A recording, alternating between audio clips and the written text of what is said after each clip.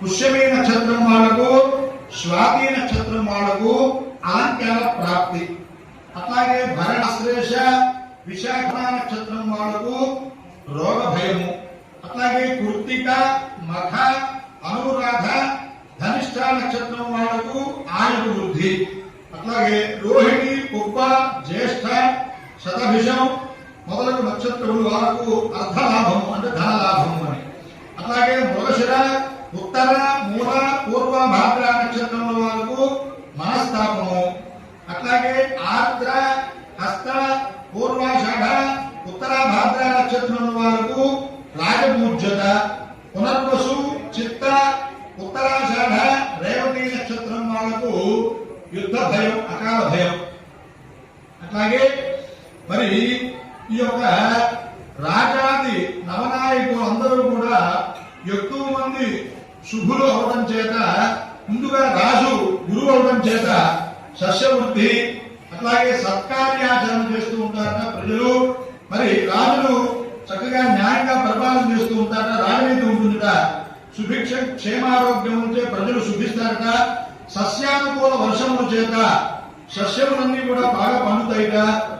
పంచదార, బెల్లము, చెరుకు, పాలు, పెరుగు, నెయ్యి, వెన్న, తేనె మొదలగు వ్యాపార వాటాలు, అట్లాగే వ్యాంపుల వాటాలు, మరి వృత్తి ధర్మములు, అట్లాగే కుసుమ ధాన్యములు, అట్లాగే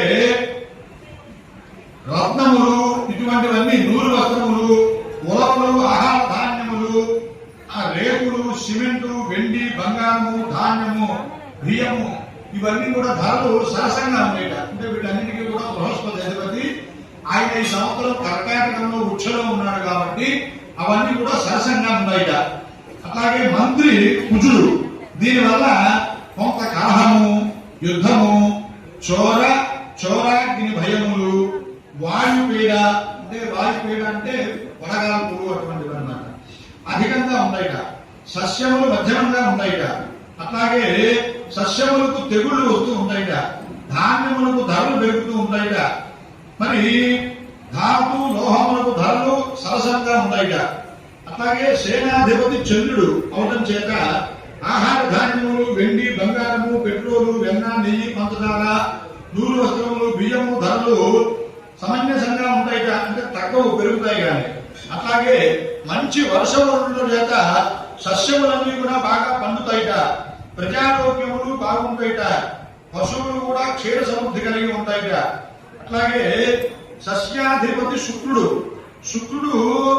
పూర్వ సస్యాధిపతుడు చేత సమస్త ధాన్యములు కూడా విశేషంగా పండుతాయిట.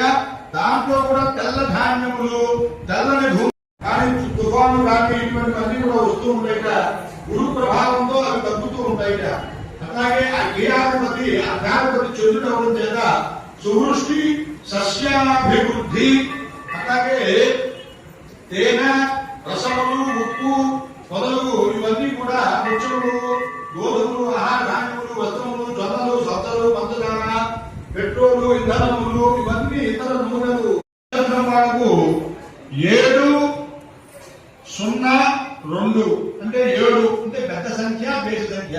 వాళ్ళకి చైత్రము, వైశాఖము, జ్యేష్ఠము, ఆషాఢము 4 నెలలు కూడా బాగుంటుంది.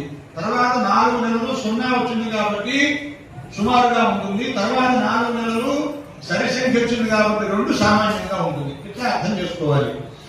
కృత్తికా నక్షత్రం వాళ్ళకు 2, 1, 0. రోహిణి నక్షత్రం వాళ్ళకు 5, 2, 3. మృగశిర నక్షత్రం వాళ్ళకు 0, 0, 1. ఆర్ద్ర నక్షత్రం వాళ్ళకు మరి 3, 1, 4. పునర్వసు నక్షత్రం వాళ్ళకు 6, 2, 2. పుష్యమి నక్షత్రం వాళ్ళకు 1, 0, 0. ఆశ్లేష నక్షత్రం వాళ్ళకు 4, 1, 1. మఖ నక్షత్రం వాళ్ళకు 7, 2, 1.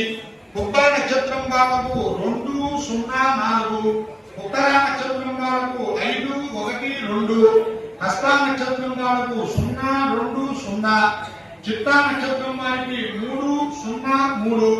స్వాతి నక్షత్రం వాళ్ళకు 6, 1, 1.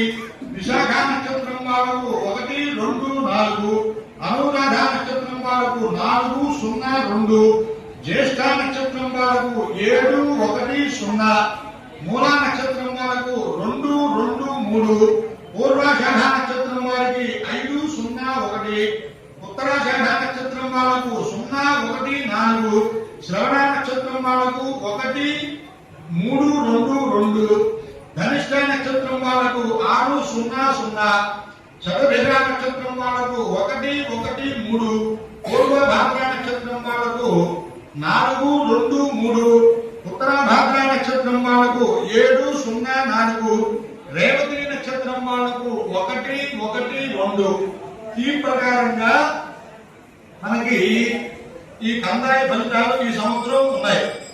అట్లాగే ఈ సంవత్సరంలో మనకి ఇప్పుడు జరిగినటువంటి సంవత్సరంలో